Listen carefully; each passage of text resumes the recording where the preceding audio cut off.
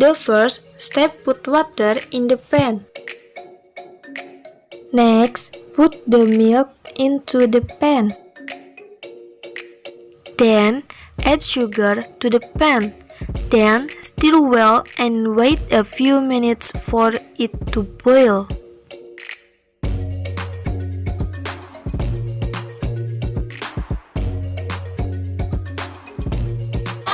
After boiling, reduce the heat, then add the cornstarch that has been mixed with a little water, then stir again until it thickens and boils.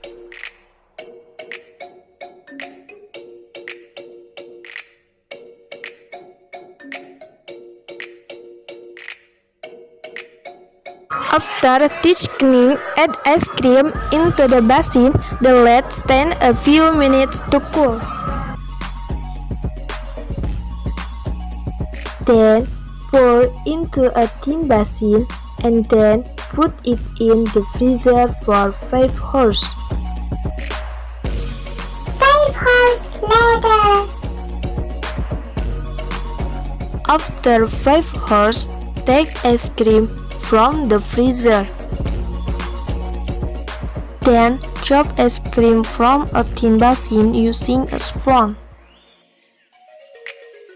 Next, put it into the mixer basin. Then ice cream mixer until evenly distributed. If the ice cream is smooth, put 1 teaspoon of valet into the basin and then mix again. At high speed until the ice cream expands. After the ice cream expands, put chocolate toast in ice cream, then the mixer returns at high speed. Then enter the ice cream into a plastic triangle, then pour into the hood that has been provided.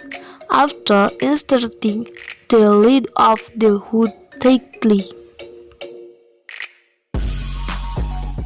The final step is to put ice cream in the freezer, then wait for the ice cream to freeze.